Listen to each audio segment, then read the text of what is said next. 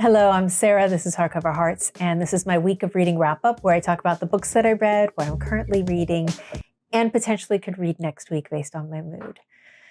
So had a really great reading week, and I've started this thing where I devote Saturday to decompressing, winding down, resetting, recharging. And that has turned out to be my reading day, which has been delightful. And I've actually been able to plow through a bunch of books, and I've really enjoyed just resting, reading, snacking, that kind of thing. So I have a bunch of books to talk about, so let's just jump right in. The first book is one I got from NetGalley. Now, I read her most recent work before this, previous to this, I should say, and really liked it. I was charmed by it. It was quirky adventure story, and but had some pathos and some depth to it and I just found it delightful. So I wanted to go back and read something from her previous work. And when I saw this come up, I was like, oh, this is perfect. So I got this from NetGalley, as I mentioned. This is Maureen by Rachel Joyce. Now, Maureen is the third of a trilogy. And I have to admit that I hadn't, before I asked for this book on NetGalley, I hadn't read the other two. So I needed to go back and read the first. The first was The Unlikely Pilgrimage of Harold Fry. And it told the story of this older man in retirement who's kind of at ends. He doesn't really know what to do with himself. He finds out that a coworker that he felt a deep connection to is dying in hospice. And she reached out to him, and he, in a moment of panic, said, I'll come to you. I'll come, hold on, and proceeds to get this idea in his head that he's going to walk there. And this is kind of like across England. And it's like this ludicrous story of this man and his intentions, his good intentions, kind of atone for things and what he experiences along the way. And it's like charming and, sentimental and, good, big-hearted maybe is a great way to say it. I liked it fine.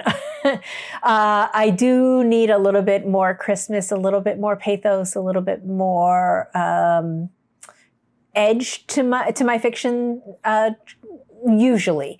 So I wasn't sure what to expect from Maureen. I didn't read the second one, which is Queenie.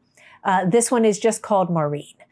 And what we have seen from Maureen, the reason I thought it actually would like it a little bit more after reading The Unlikely Pilgrimage of Harold Fry, was that Maureen is an unlikable character, but we don't really know why.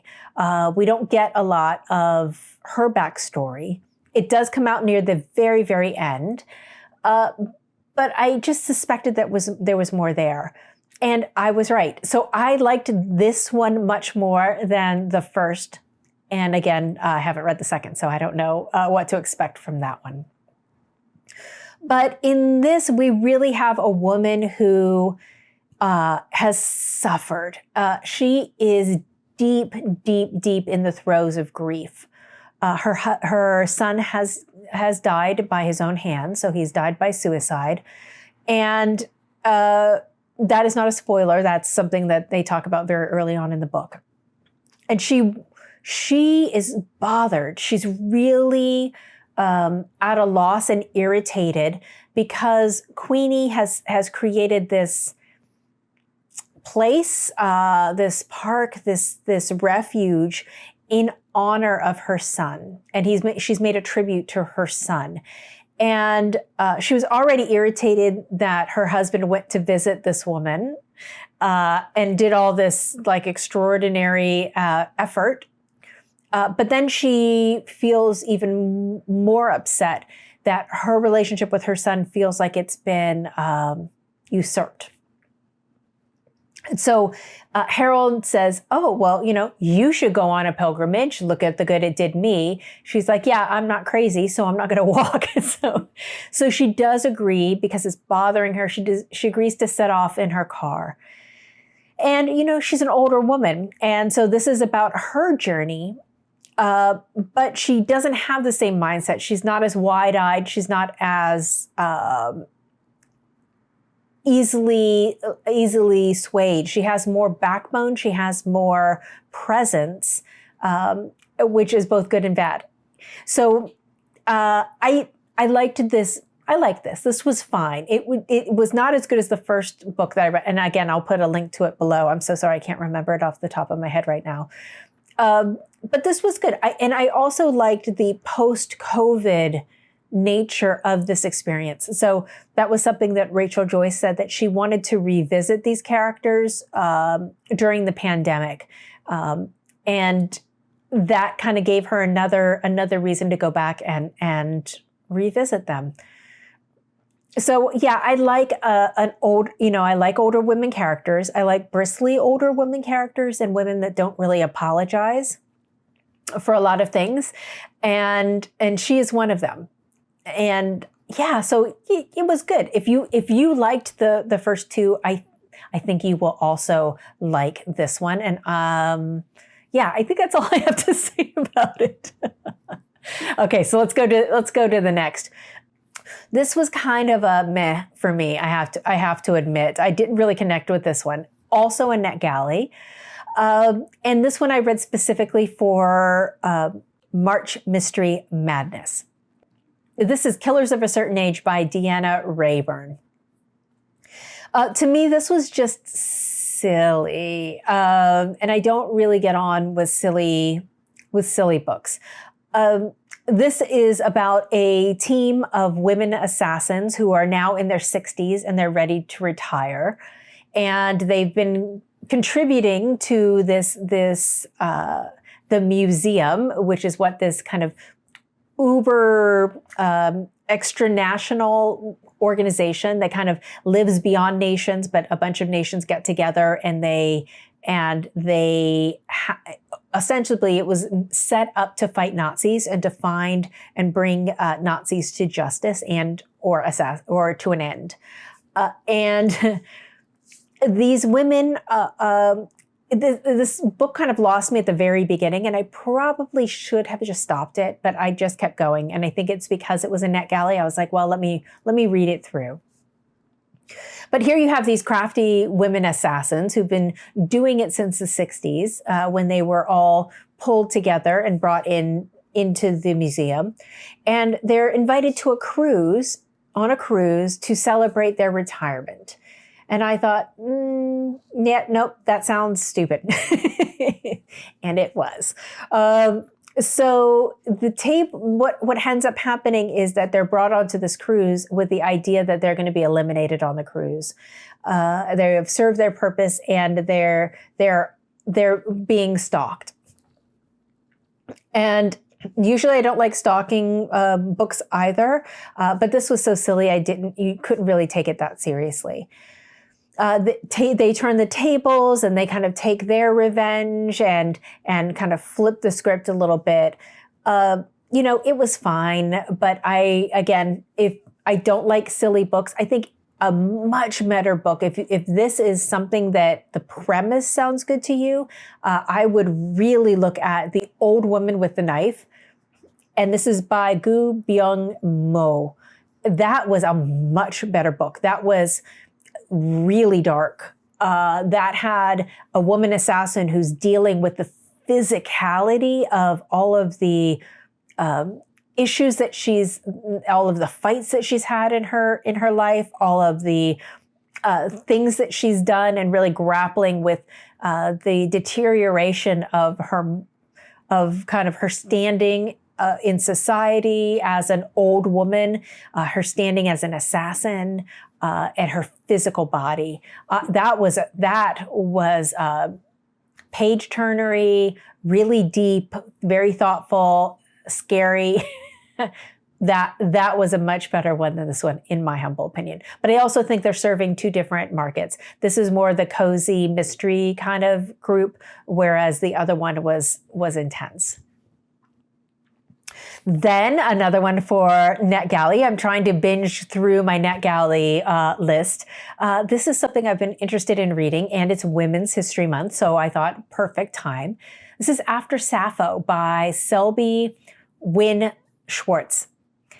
And I didn't really know what to expect here, but what we have is a really imaginative, creative story. And it feels like, wait a minute, is this fiction? Is this nonfiction? Kind of in that space between where Selby is kind of pulling all of these characters from 19th and 20th century, these lesbian artists, and talking about them and connecting them together and writing about them in this really imaginative, poetic way, centering their experience and centering their creativity against the odds of what was happening in the world in their times. I thought it was really creative. I thought it was really interesting. There were many of the artists I had heard of, and so then what was really nice is then I could leverage kind of understanding what she was talking about because of what I already knew about, like Virginia Woolf and Colette, Sarah Bernhardt. And then it kind of opened into new artists that I'd never heard of, like Lena Poletti, Eileen Gray, Rena Ferrangeli. I'd never heard of some of these people. So to widen the aperture and bring them into the mix and talk about them in connection with the others was lovely. I thought this was really inventive, and this is actually something that I think I'll revisit and come back to as I start to learn a little bit more about some of these other women. But I can see why it was included in some of the prize-winning fiction. I'm surprised I don't think this made the women's prize, and I'm kind of surprised because it kind of feels like it should be in that space. I think it was in the Booker short list or long list last. My memory after this week is shot, so apologies for not knowing off the top of my head, but it has been in some of the prize lists. So yeah, it was inventive, it was smart, it did interesting things with the material, so I enjoyed it tremendously. So I talked a little bit about an earlier book that I didn't like, but let's talk about the biggest disappointment of the week. Oh, I hate to say this. Age of Vice by Deepti Kapoor lost the thread. I was right there with it. I was focused on it. And then about 3/4 of the way through, it just went sideways for me. This is Book of the Month Club, I think the April choice. This is set in India. It's a contemporary story set in New Delhi. And we're really revolving around 3 characters. We've got Sunny, who is the son of a gangster, a mob boss who has ton of influence and ton of power and wants more, is very greedy. He has a bad relationship with his father. He's always wants his father's approval, but doesn't know how to get it, and is petulant, is wild, is difficult, and prone to drugs and alcohol. We have Ajay, and Ajay we meet him as a young boy who was really taken from the fields and traded, and has lived in poverty and in service his entire life, and ends up working for Sunny through a number of just strange being led to from one job to another. And it's through meeting Sunny, he starts to develop into a man and being able to stand on his own and make some decisions on his own. He was by far the most interesting character. Then there is a woman, Neda. And Neda is a reporter who meets Sunny and ends up falling in love with him to disastrous consequences. Now, the book opens with this very jarring, very intense premise of an accident that happens. And a car, a Mercedes, is rushing through the streets and jumps a curb and kills people who were sleeping on the streets, about 5 people. And then we unwind and we kind of go back. So there's multiple perspectives, there's multiple timelines. I was with it. It was kind of like this decadent, really dark look at modern day India, and specifically the lives of this elite kind of mafioso gangster culture. But then there's, as I mentioned, about 3/4 of the way through, there's an introduction of a new character, and then this long backstory for this person that just went forever. This book really could have used a better editor if there was one at all. And I understand from a plot perspective why it was needed, but it derailed everything. That character could have been introduced earlier. It just felt like an interruption that took us in a different direction. And I was so upset. And I know that I spoke so highly about it last week. And I know some people have already said, hey, I went out and got it. Oh, I'm sorry. It's the risk we all take when we read some books. But I would love to know if you read this, if you had the same experience, if that kind of last fourth threw you off your game, and how you felt about the ending without spoiling. It's hard to do, right?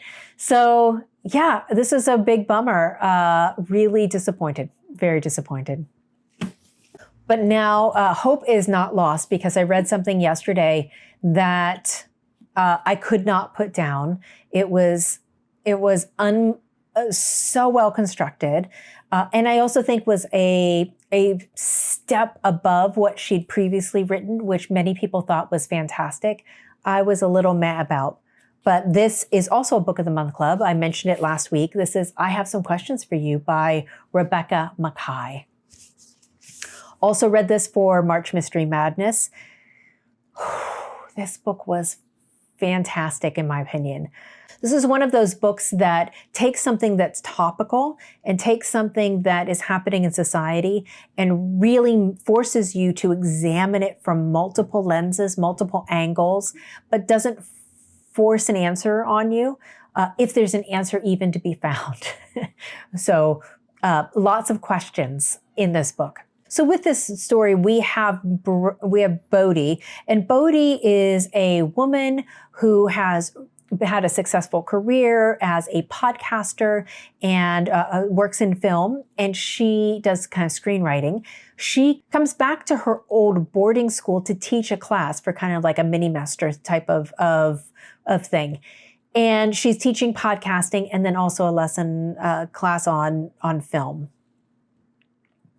And this is bringing up all sorts of things for her, because while she was there at school, her ex-roommate was killed, and someone who worked at the school was arrested for that murder.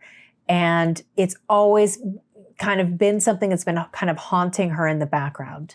And in this age of entertainment, of salacious crime entertainment and kind of true story, and people on the internet trying to solve crimes, and armchair sleuths and the like, keyboard sleuths. So she kind of enters the fray, goes back, and one of her best friends is now in charge of the school, and she's back, and she starts to have all of these memories, all of these experiences start to pop up. And one of her students wants to do a podcast about that issue. So she also is intrigued. She's motivated to also do this. She's curious. There's a lot of things that she'd like to know.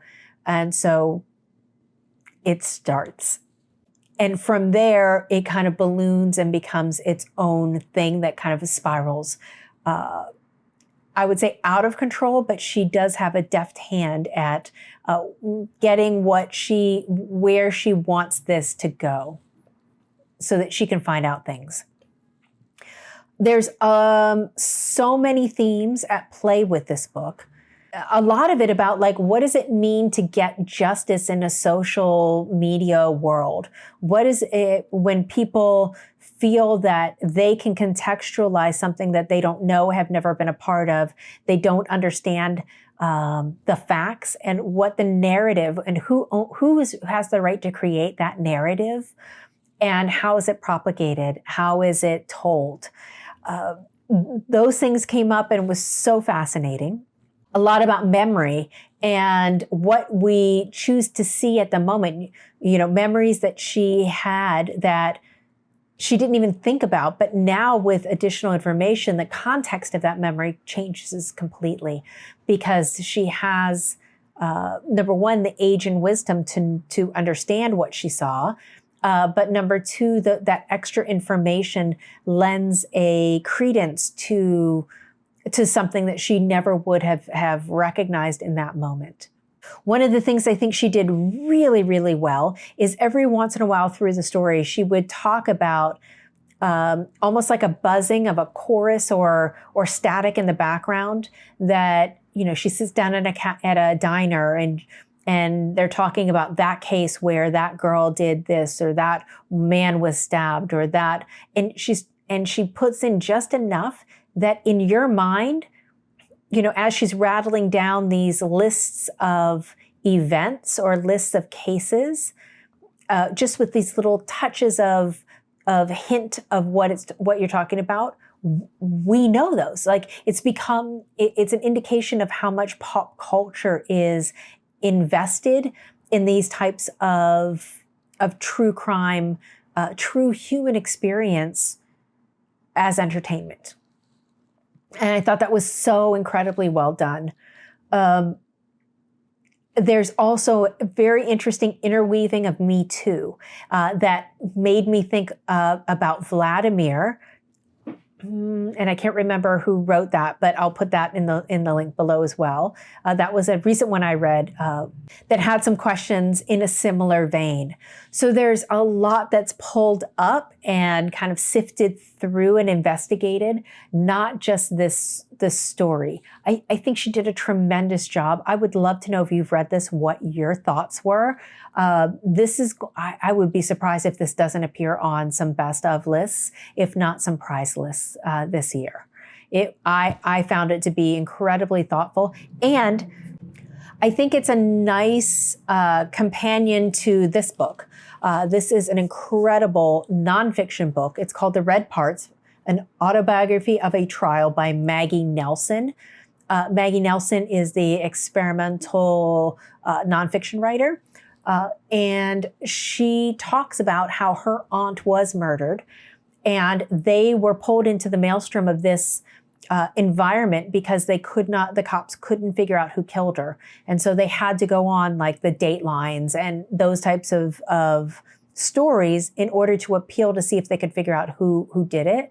And then the impact that the trial had. And just this sense that people connected to the story, but from a very lurid aspect as opposed to the emotional support that you would hope that a family would feel. And what that does to us as a culture when we use these very human tragedies, the worst things that can happen to a human as entertainment for us. And I've never thought, I still think about this book. It's a reason it sits in kind of like my favorites pile over there because it was phenomenal. And so now these two are really going to live together on my shelf. Okay, so that's what I finished. Let's talk about what I'm currently reading. We are finished today with Bay of Noon, so I'll talk about this in my next check-in. This is Shirley Hazard, and this is part of my author spotlight series that I'm doing on Shirley Hazard. And I have a group of people that have been reading together. And we will be reading starting this coming week. And this is The Great Fire by Shirley Hazard. So this will wrap up all of her novels, and then we'll move on to her short stories. So far, so good. But again, I'll wrap up Bay of Noon next week. I also started I started the audio of this. Someone had mentioned really liking Nikki French in my previous video. And so I thought, oh, okay, maybe I misread what those stories are all about. I thought it was kind of more of a thriller. But I started it, and so far I'm liking it very, very much. This is the first in the series called Blue Monday, and of course reading it for March Mystery Madness and enjoying it very much. Then continuing on with Mavis Gallant's Paris stories, we finally have arrived with a story set in Paris. The story was Speck's idea. Very interesting. I enjoyed that story tremendously, and we're at the halfway mark. So my goal is to finish this up this month. Then I'm still making my way through His Excellency Eugene Rougon. Zola is a master. I haven't spent enough time with this week because those others kind of pulled my attention toward them. But coming back to this today, really excited. Then lastly, I'm also started on audio, The Pachinko Parlor, and this is by Elisa Shua Dusapin.